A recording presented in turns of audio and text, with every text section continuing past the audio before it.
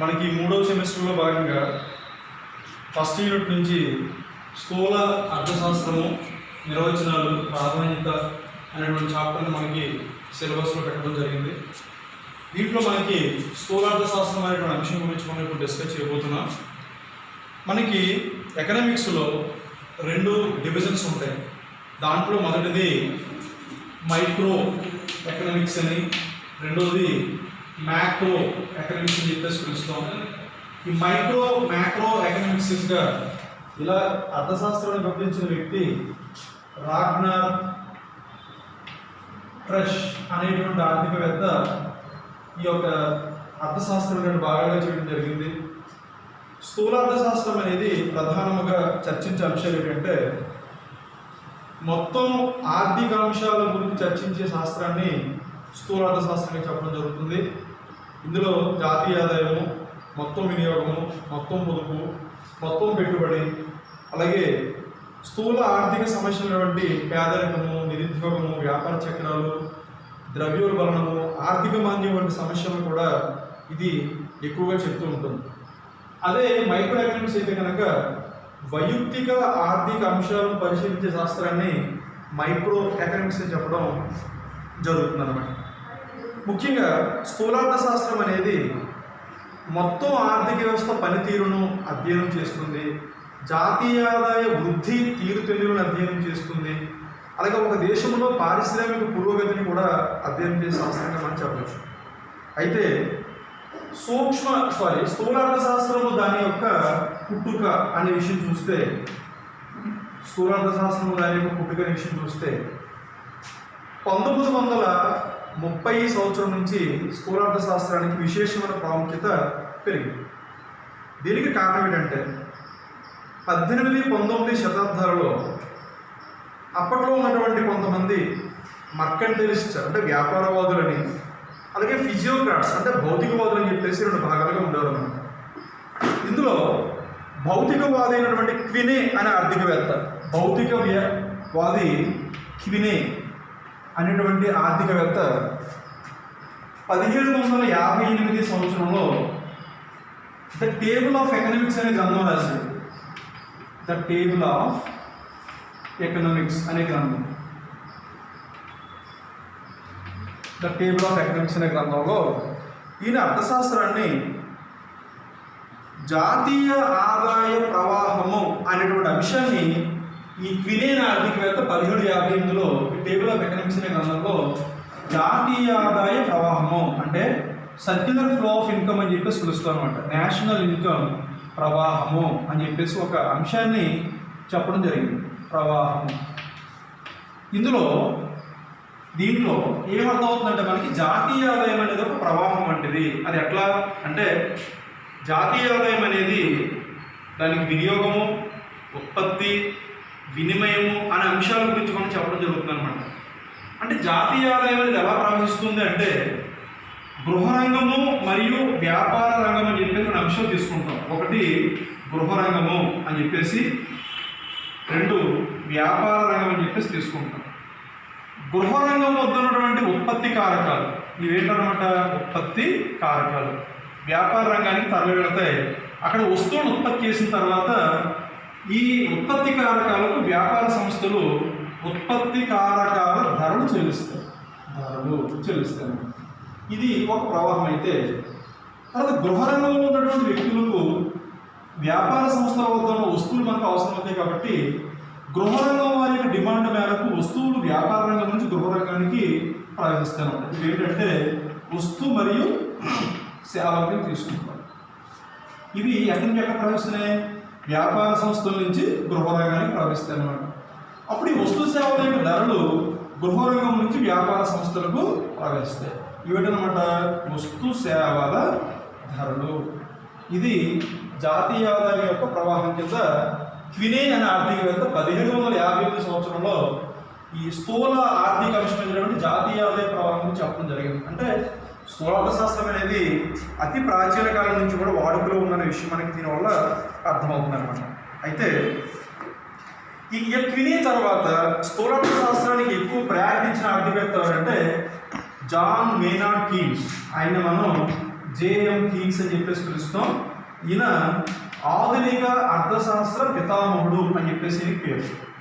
ఈ John మెయినర్డ్ Keynes అనేటువంటి ఆయన 1936 సంవత్సరంలో ఒక బుక్ను ఒకదాన్ని ప్రచురించాడు. అదేంటంటే the general theory of employment, interest and money అనే గ్రంథాన్ని 36 సంవత్సరంలో ప్రచురించాడు. అసలు దీని యొక్క ప్రాముఖ్యం ఏంటంటే ప్రపంచ దేశాలలో ముఖ్యంగా అమెరికా వంటి అగ్రరాజ్యాలలో 1929-30 సంవత్సరాల కాలంలో 29-30 సంవత్సరాల కాలంలో గొప్ప ఆర్థిక మాంద్యం ఏర్పడిందండి. ద గ్రేట్ డిప్రెషన్ అని చెప్పేసి పిలుస్తారు. ద గ్రేట్ డిప్రెషన్, గొప్ప ఆర్థిక మాంద్యం ఎప్పుడు వచ్చింది? 29-30 వచ్చిందనమాట. ఈ 29-30 వచ్చినటువంటి ఈ యొక్క ఆర్థిక మాంద్యం సుమారు 1936 వరకు కొనసాగింది. అప్పుడు ఈ ఆర్థిక మాంద్యంను పారదోలడానికి, ప్రపంచం తీసివేయడానికి కీన్స్ అనేటువంటి ఆయన 36 సంవత్సరంలో the general theory of employment, interest, money అనేటువంటి బుక్లో దీనికి రెమెడీ చెప్పడం జరిగింది. దీనికి రెమెడీ అంటే డిప్రెషన్ రెమెడీ చెప్పడం జరిగింది అనమాట. అది కీన్స్ యొక్క ప్రాముఖ్యతగా మనం చెప్పడం జరుగుతుంది అనమాట. సో ఈ కీన్స్ అనేటువంటి ఆయన్ని స్థూలార్థ శాస్త్రానికి బాగా ఎక్స్ప్లెనేషన్ ఇచ్చాడు కాబట్టి ఈయన్ని స్థూలార్థ శాస్త్రానికి పితామహుడు అని చెప్పేసి కూడా పిలవడం జరుగుతుంది. స్థూలార్థ శాస్త్రానికి మరో పేరే ఇన్కమ్ అండ్ ఎంప్లాయ్మెంట్ థియరీ అని చెప్పి కూడా పిలుస్తారు అనమాట. ఇదంతా కూడా కీన్స్ యొక్క ప్రసిద్ధిగా చెప్పడం మనకి జరుగుతుంది. ఈ కీనీషియన్ థియరీలో స్థూలార్థ శాస్త్రం మనకి ఏం తెలుస్తుంది అనమాట అంటే ఈ కీన్స్ థియరీలో 3 ప్రముఖమైన మాటలు వినిపిస్తాయి మనకి. అందులో ఒకటి సమిష్టి సప్లై అని చెప్పేసి పిలుస్తాం. అంటే aggregate demand, aggregate supply and aggregate demand. ఈ 2 అంశాలు కూడా మనకి కీనీషియన్ థియరీలో కనిపిస్తాయి. మూడవ అంశం ఏంటంటే మూడవది ఎఫెక్టివ్ డిమాండ్. అంటే సార్థక డిమాండ్ అని చెప్పేసి పిలుస్తారు. సమిష్టి సప్లై, సమిష్టి డిమాండ్ మరియు సార్థక డిమాండ్. అగ్రిగేట్ సప్లై అంటే అగ్రిగేట్ మీన్స్ టోటల్, అంటే మొత్తం సప్లైని చెప్పేదాన్ని మనం అగ్రిగేట్ సప్లై. అంటే ఒక దేశంలో ఉన్నటువంటి అన్ని ఉత్పత్తి సంస్థలు, వ్యాపార సంస్థలు, వ్యవసాయ రంగము, మానవ వనరుల నుండి ఉత్పత్తి అయ్యేదాన్ని ఏమంటామంటే మనం అగ్రిగేట్ సప్లై అని చెప్తాం. అగ్రిగేట్ డిమాండ్ అంటే ఈ ఉత్పత్తి అయిన మొత్తం సప్లైకి ఉన్నటువంటి డిమాండ్ ఏమంటామంటే మనం అగ్రిగేట్ డిమాండ్ అని చెప్తాం. ఎప్పుడైతే 2 ఈక్వల్ అవుతాయో అక్కడ సార్థక డిమాండ్ ఏర్పడుతుంది. అంటే సార్థక డిమాండ్ అంటే అర్థం ఏంటంటే ఆర్థిక వ్యవస్థలో సమతౌల్య ఉద్యోగిత స్థాయి ఏర్పడినటువంటి స్థితిని ఎఫెక్టివ్ డిమాండ్ కింద చెప్పడం జరుగుతుంది అనమాట. సో కీన్స్ యొక్క థియరీలో ఇవి ప్రధానమైన మాటలకి చెప్తున్నాం. దాంతోపాటుగా కీనీషియన్ సిద్ధాంతంలో మరో ముఖ్యమైన విషయం ఏంటంటే ఇందులో ముఖ్యంగా జాతీయ ఆదాయ వృద్ధి అనే విషయాన్ని కూడా కీన్స్ అనేవాడు చెప్పడం జరుగుతుంది. జాతీయ ఆదాయ వృద్ధి, అలాగే ఆర్థిక మాంద్యం, అలాగే బిజినెస్ సైకిల్స్ అని చెప్పేసి అర్థశాస్త్రం విశేషం ప్రాముఖ్యం ఉంటుంది. దాన్ని మనం వ్యాపార చక్రాలు అని చెప్పేసి పిలుస్తారు. వ్యాపార చక్రాలు. దీంతో పాటుగా ఆర్థిక వ్యవస్థలో ఉన్నటువంటి దీర్ఘకాలిక ఆర్థిక సమస్యలు అంటే ఏంటి ఇక్కడ మనకి? అందులో మొదటిది పేదరికము, పావర్టీ అంటాం మనం. అలాగే అన్ఎంప్లాయ్మెంట్ అంటే నిరుద్యోగిత. ఇలాంటి ఆర్థిక సమస్యలు మనకి ఇవి దీర్ఘకాలిక సమస్యలు చెప్తూ ఉంటాం మనం వీటిని. అలాగే దాంతోపాటు ధరల అస్థిరత్వము, ఇలాంటి విషయాలు కూడా కీనీషియన్ సిద్ధాంతంలో కనిపిస్తుంది. ఇందులో జాతీయ ఆదాయం అంటే ఏంటి? ఇక్కడ మనకి ఒక దేశంలో ఒక సంవత్సర కాలం ఉత్పత్తి అయినటువంటి అంతిమ వస్తు సేవల విలువల మొత్తాన్ని జాతీయ ఆదాయం అని చెప్పేసి పిలుస్తాం. మరి వృద్ధి అంటే ఏంటంటే ఒక సంవత్సర కాలంలో వచ్చినటువంటి జాతీయ ఆదాయానికి మరో సంవత్సర కాలం వచ్చిన జాతీయ ఆదాయానికి ఉన్న వ్యత్యాసాన్ని మనం దాన్ని డివైడ్ చేసి మనం 100తో కనుక భాగం చేసినట్లయితే మనం వృద్ధిగా చెప్తాం. దీన్ని మనం పర్సెంట్ చూపిస్తాం. ఆర్థిక మాంద్యము ఇది చాలా ప్రధానమైన సమస్య మనకి. ఆర్థిక మాంద్యం అంటే అర్థం ఏంటంటే ఇక్కడ వస్తు సేవల ధరలు పతనం చెందితే ఆర్థిక మాంద్యం కారణం. అనగా ద్రవ్యం యొక్క విలువ విపరీతంగా పెరుగుతుంది అన్నమాట. ఈ ఆర్థిక సమస్య కూడా ముఖ్యంగా ఎలాంటి సమస్య వచ్చింది? 1929-30 సంవత్సరంలో అని చెప్పి కిందకి చెప్పాను. ఇది ఆర్థిక మాంద్యము. దీన్ని ఎలా రెడ్యూస్ చేయాలనే విషయాన్ని కూడా మనకి స్థూలార్థ శాస్త్రం చెప్తుంది. అలాగే వ్యాపార చక్రాలు అని చెప్పేసి పిలుస్తున్నాం. ఈ వ్యాపార చక్రాల గురించి చాలా సిద్ధాంతాలు అయితే మనకి ఎకనామిక్స్లో కనిపిస్తూ ఉంటాయి. దాంట్లో కినీషియన్ సిద్ధాంతం ఏం తెలుస్తుందంటే మనకి వ్యాపార చక్రాలు అనేవి 4 దశల కింద చెప్తాం. 4 దశల కింద తీసుకున్నట్టయితే కనుక ఇది మనకి మొదటి దశ కింద చూపిస్తాం. మొదటిదంటే ఫైనల్ అనుకున్న సపోజ్ ఇది మొదటిది. ఇది ఏంటంటే ఆర్థిక మాంద్య దశ అని చెప్పేసి పిలుస్తాం. ఇది ఆర్థిక మాంద్యం నుంచి నెమ్మదిగా ఏమవుతుందంటే ఆర్థిక వ్యవస్థ రికవరీ చెందుతుంది అనమాట. This is the depression, this is the recovery, this is the boom.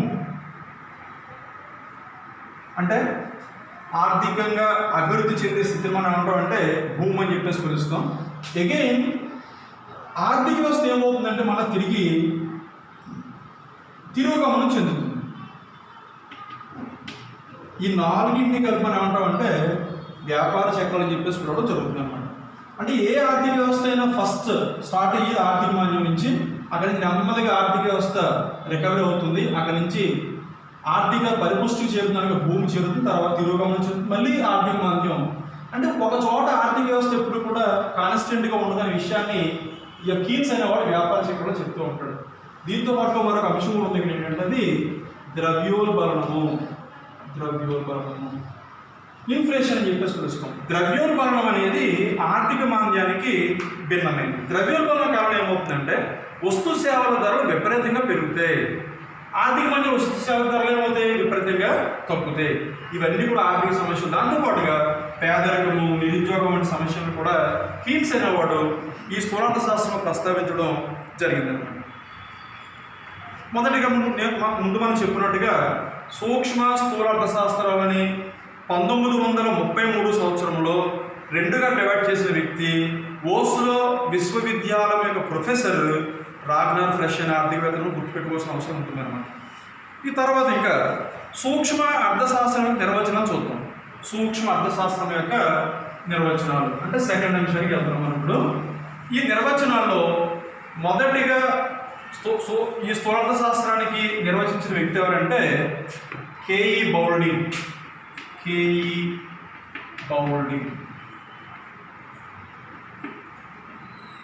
ఈయన మొదటిగా స్థూలార్థ శాస్త్రానికి నిర్వచనం చెప్పడం జరిగిందనమాట. ఈయన ఏమంటాడంటే స్థూలార్థ శాస్త్రం అనగా వైయక్తిక ఆదాయం కాకుండా జాతీయ ఆదాయాన్ని, వైయక్తిక ధరలు కాకుండా సాధారణ ధరల స్థాయిని, వైయక్తిక ఉత్పత్తులను కాకుండా జాతీయ ఉత్పత్తులను గూర్చి పరిశీలించే శాస్త్రాన్ని స్థూలార్థ శాస్త్రం అని చెప్పడం జరిగింది. అంటే కేఈ బౌల్డింగ్ నిర్వచనంలో వైయక్తిక ఆదాయం కాకుండా జాతీయ ఆదాయాన్ని, వైయక్తిక ధరలు కాకుండా సాధారణ ధరల స్థాయిని, వైయక్తిక ఉత్పత్తులు కాకుండా జాతీయ ఉత్పత్తిని తెలిపారు. అంటే మొత్తాన్ని పరిశీలించే శాస్త్రాన్ని స్థూలార్థ శాస్త్రం చెప్పిన వ్యక్తి కేఈ బౌల్డింగ్. ఆ తర్వాత షఫీరో అనే ఆర్థికవేత్త, ఎడ్వర్డ్ షఫీరో అనే ఆర్థికవేత్త, ఈయన కూడా నిర్వచనం చెప్పడం జరిగింది. ఈయన ఏమంటాడంటే ఉద్యోగితా స్థాయి, మొత్తం పొదుపు, మొత్తం పెట్టుబడి, జాతీయ ఆదాయం వంటి బృహత్ అంశాలను అనగా పెద్ద పెద్ద అంశాలను పరిశీలించే శాస్త్రాన్ని స్థూలార్థ శాస్త్రం అని చెప్పి షఫీరో చెప్పడం జరిగింది. ఉద్యోగితా స్థాయి, మొత్తం పొదుపు, మొత్తం పెట్టుబడి మరియు జాతీయ ఆదాయం ఇలా. దాంతోపాటుగా గార్డ్నర్ అక్లే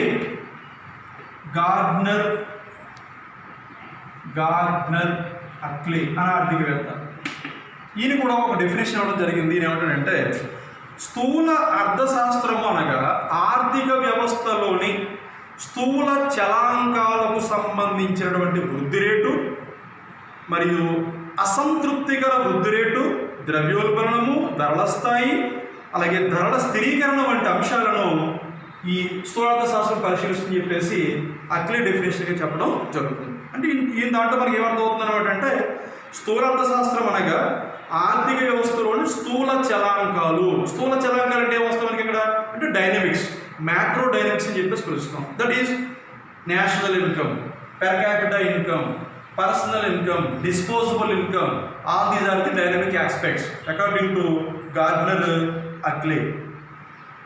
వీళ్ళందరూ అలాగే ఎలెన్ అనే ఆర్థికవేత్త, ముఖ్యంగా అందులో ఆర్జిడి ఎలెన్ అనే ఆర్థికవేత్త ప్రకారం చెప్పాలంటే ఈయన కూడా డెఫినేషన్ చెప్పాడు.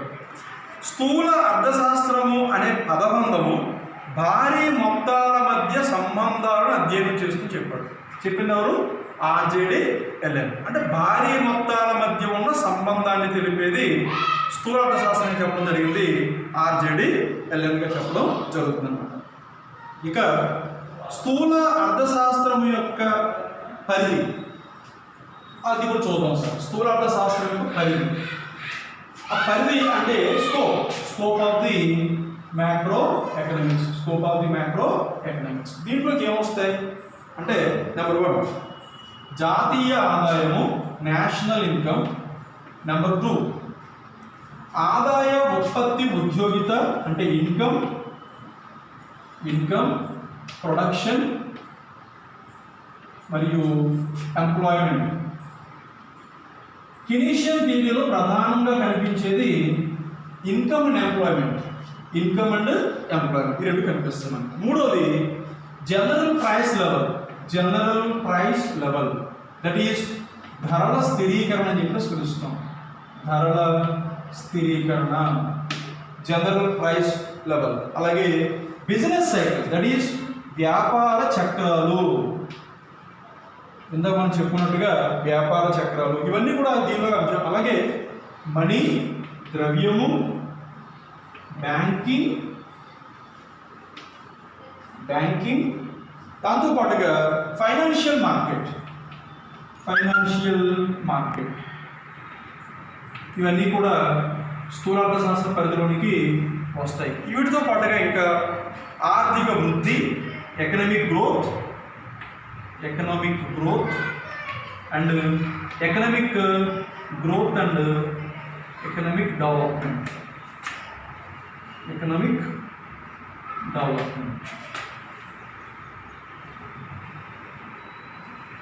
దాంతోపాటుగా ఫైనల్గా బ్యాలెన్స్ ఆఫ్ పేమెంట్స్, చెల్లింపుల శాసనం అని చెప్పేసి బ్యాలెన్స్ ఆఫ్ పేమెంట్స్.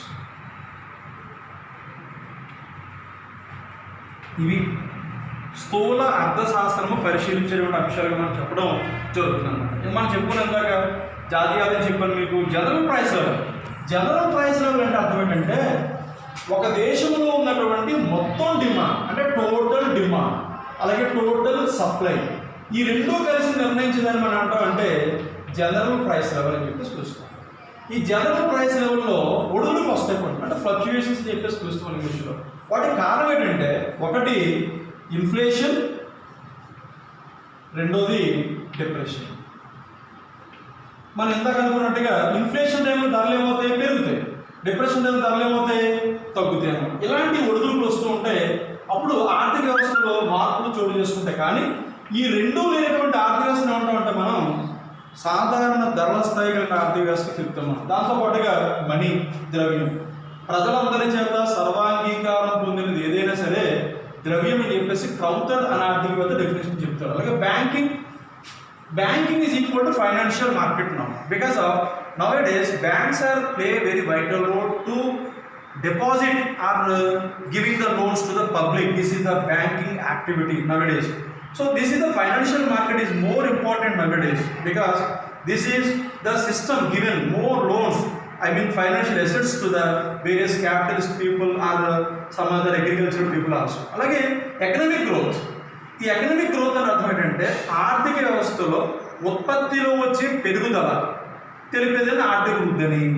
ఆర్థిక అభివృద్ధి అని అర్థం ఏంటంటే ఉత్పత్తిలో వచ్చే పెరుగుదలతో పాటుగా ఆర్థిక వ్యవస్థలోని నికర సంక్షేమంలో వచ్చే వృద్ధి, అలాగే సంస్థాగత సాంకేతిక మార్పులు తెలిపేదాన్ని ఆర్థిక అభివృద్ధి అని చెప్పడం జరుగుతుంది. అలాగే బ్యాలెన్స్ ఆఫ్ పేమెంట్స్, ఇది అంతర్జాతీయ వ్యాపారం వచ్చినటువంటి పదం. వాస్తవానికి బ్యాలెన్స్ ఆఫ్ పేమెంట్స్ BPO అని చెప్పేసి పిలుస్తాం మనం. వాస్తవానికి బ్యాలెన్స్ ఆఫ్ పేమెంట్స్ అర్థం ఏంటంటే ఒక దేశం యొక్క ఫిజికల్ గూడ్స్ అలాగే సర్వీసెస్ ఎగుమతుల్లో మరియు ఫిజికల్ గూడ్స్ అండ్ సర్వీసెస్లో వచ్చిన దిగుమతుల్లో ఉన్నటువంటి భేదాన్ని ఏమంటామంటే మనం బ్యాలెన్స్ ఆఫ్ పేమెంట్స్ అని చెప్పడం జరుగుతుంది. ఇవన్నీ కూడా స్థూల అర్థశాస్త్రం యొక్క అధ్యయన అంశాలుగా చెప్పడం జరుగుతుంది అన్నమాట. ఇక మనం తర్వాత విషయం ఏంటంటే స్థూల అర్థశాస్త్రం యొక్క ప్రాముఖ్యత చూద్దాం సార్.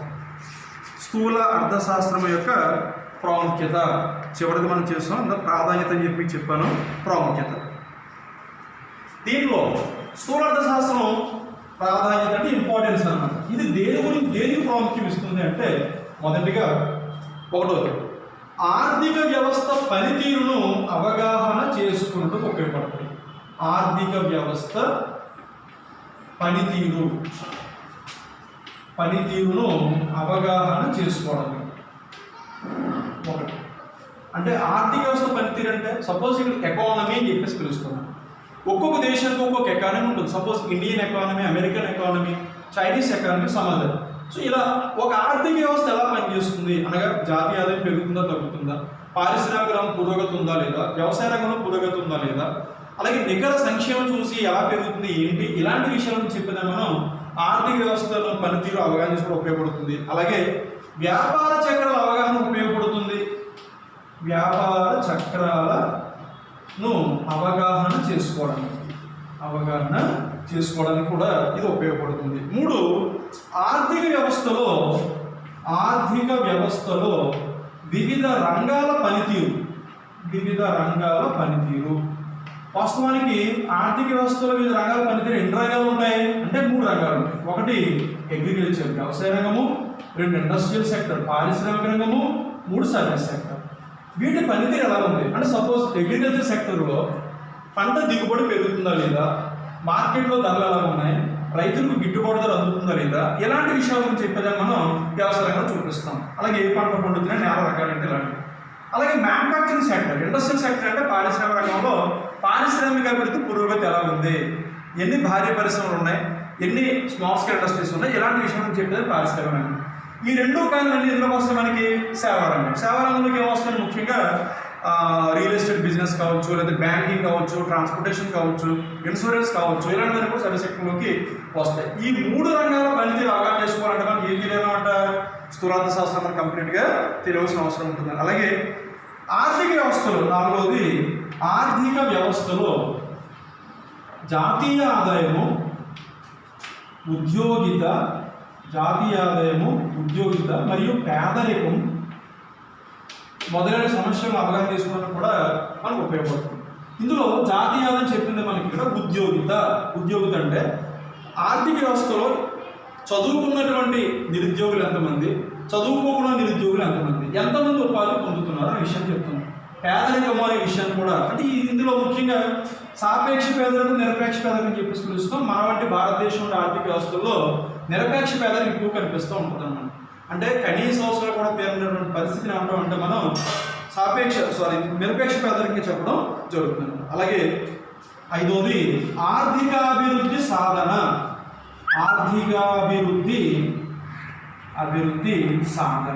అంటే ఆర్థిక వ్యవస్థ అనేది పాజిటివ్గా మూవ్ అవుతుందా, నెగిటివ్గా మూవ్ అవుతుందా అనే విషయాన్ని. సపోజ్ ఈ 2019లో వచ్చినటువంటి COVID-19 వల్ల మన భారతదేశం యొక్క ఆర్థిక వ్యవస్థ యొక్క వృద్ధి రేటు మన IMF వాళ్ళు చెప్పిన విషయం ఏంటంటే, IMF వాళ్ళు -26 అని చెప్పారు. ఇండియన్ అంటే ఎప్పుడుది 2020-21 ఈ యొక్క ఫైనాన్షియల్ ఇయర్కి మన దేశం యొక్క ఆర్థిక వ్యవస్థ వృద్ధి రేటు -26% అని మన RBI reserve bank of India వాళ్ళు ఏం చెప్పారంటే ఇది కాదని చెప్పేసి -8%కి చెప్పడం జరిగింది. అలాగే ఏషియన్ డెవలప్మెంట్ బ్యాంక్ ADB అని చెప్పేసి మరొక బ్యాంక్, ఇది ఈ యొక్క వృద్ధి రేటును -6%కి చెప్పడం జరిగింది.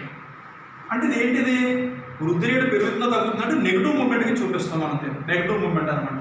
అది కాకుండా 2019-20 సంవత్సరం తీసుకున్నట్టయితే 2019-20 సంవత్సరంలో మన భారతదేశం వృద్ధి రేటు ప్లస్ అంటే +6%కి చూపించాం. 6% ఇది వృద్ధి రేటు అంటే అభివృద్ధి సాధిస్తున్నామా లేదనే విషయాన్ని, అంటే is the moment is positive or not అనే విషయాన్ని ఇందులో మనం చూపిస్తాం అన్నమాట. అలాగే ఆర్థిక విధానాల రూపకల్పన అంటే సరైన ఆర్థిక విధానాల రూపకల్పన. ఒక దేశం యొక్క ఆర్థిక అభివృద్ధి అనేది ఆ దేశంలో అవలంబిస్తున్నటువంటి ఆర్థిక విధానాలపై ఆధారపడుతుంది. ఆర్థిక విధానం అంటే సపోజ్ రీసెంట్గా 2020లో మన భారతదేశ ప్రధాని నరేంద్ర మోడీ గారు నేషనల్ ఎడ్యుకేషన్ పాలసీ ప్రకటించారు, న్యూ ఇండస్ట్రియల్ పాలసీ ప్రకటించారు. అలాగే భారతదేశంలో అనేక సంక్షేమ పథకాలు ప్రవేశపెట్టి అమలు చేస్తూ ఉన్నారు. ఈ ఆర్థిక విధానాలు అనేవి ఎలా రూపొందిస్తున్నారంటే మన దేశంలో ఈ 2015 సంవత్సరం వచ్చినటువంటి నీతి ఆయోగ్ అనేటువంటి సంస్థ ఆర్థిక విధానాల రూపకల్పనలో ప్రధాన భూమిక పోషిస్తుంది అనమాట. ఇది మనకు సరైన విషయం చెప్పొచ్చు. అలాగే వ్యాపార నిర్ణయాలు తీసుకోవడానికి ప్రాముఖ్యం ఉంది దీనికి. వ్యాపార నిర్ణయాలు తీసుకోవడానికి కూడా స్థూలార్థశాస్త్రం అనేది మనకు బాగా ఉపయోగపడుతుంది. అలాగే ఈ 8వ అంశము వ్యక్తులు నిర్ణయాలు తీసుకోవడం. ఇక్కడ వ్యక్తులు అంటే ఎవరు అంటే ముఖ్యంగా పారిశ్రామికవేత్తలు. అంటే పారిశ్రామికవేత్తలు ఎటువంటి నిర్ణయాలు తీసుకోవాలి, ఉత్పత్తికి సంబంధించిన నిర్ణయాలు ఏ విధంగా ఉండాలి. అలాగే స్థూల ఆర్థిక సమస్యల పరిష్కారం.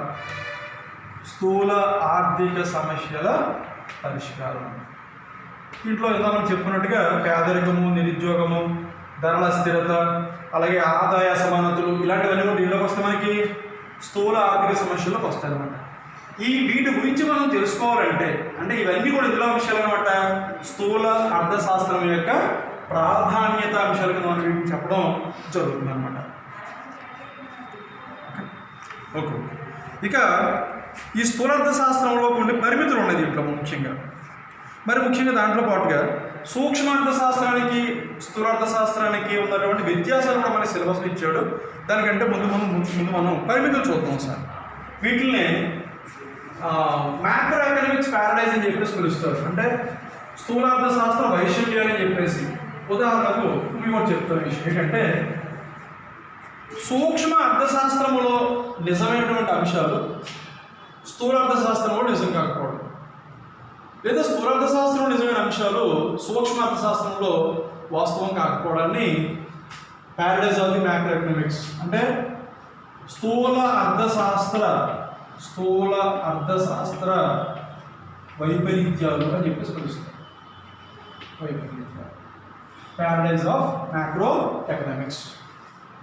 ఉదాహరణకు దీనికి ఉన్న పరిమితులు చెప్పినప్పుడు మనం దీన్ని పిలవచ్చు. సపోజ్ సూక్ష్మ అర్థశాస్త్ర ప్రకారము వ్యక్తిగత పొదుపు చాలా అవసరం. అదే స్థూలార్థశాస్త్రం ప్రకారం చూస్తే వ్యక్తిగత పొదుపు పెట్టుబడిగా కానీ వినియోగంగా కానీ మార్చబడినప్పుడు మాత్రమే ఆ పొదుపుకు అర్థం అనేది ఉంటుంది. ఎందుకంటే దేశంలోని అందరు వ్యక్తులు పొదుపు చేస్తూ పోతే ఆర్థిక వ్యవస్థలో వినియోగము అనే ప్రక్రియ స్తంభించిపోతుంది అనమాట. అంటే వినియోగం ఆగిపోతే ఏమవుతుంది అనమాట అంటే ఉత్పత్తి సంస్థలకు లాభాలు లేక ఉత్పత్తులు నిలిపివేసే ప్రమాదం అనేది కనిపిస్తుంది. కాబట్టి పొదుపు అనేది అవసరం, కానీ మితిమీరిన పొదుపు అనేది ఏమాత్రం ఆర్థిక సంక్షేమానికి దారితీదని చెప్పేసి స్థూలార్థశాస్త్రం చెప్తుంది. అలాగే మనకి ఒక అంశం తీసుకుందాం. సపోజ్ పేదరికం అనే అంశం తీసుకుందాం. పేదరికం తీసుకున్నట్టయితే దీన్ని సూక్ష్మార్థశాస్త్రం ప్రకారం అయితే పేదరికము అంతే. అదే మ్యాక్రో ఎకనామిక్స్ ప్రకారం అయితే ఇది 2 భాగాలుగా చెప్తాం మనకి. అందులో ఒకటి అబ్సల్యూట్ పావర్టీ అని చెప్పేసి పిలుస్తారు. అంటే నిరపేక్ష పేదరికము అని చెప్పేసి పిలుస్తారు. రెండోది ఏంటి రిలేటివ్ పావర్టీ అంటే సాపేక్ష పేదరికం అని చెప్పేసి పిలుస్తారు. నిరపేక్ష పేదరికం అంటే అర్థం ఏంటంటే ఒక దేశంలోని ప్రజలు కనీస అవసరాలు తీరకుండా ఉండేటువంటి స్థితిని నిరపేక్ష పేదరికం అని చెప్పడం జరుగుతుంది. ఇంకా చెప్పాలంటే సమాజంలోని కొంతమంది అంటే కొన్ని వర్గాల వారికి వచ్చిన ఆదాయంతో వాళ్ళు కనీస సౌకర్యాలు కూడా పొందలేని స్థితిని నిరపేక్ష పేదరికం చెప్పొచ్చు అనమాట.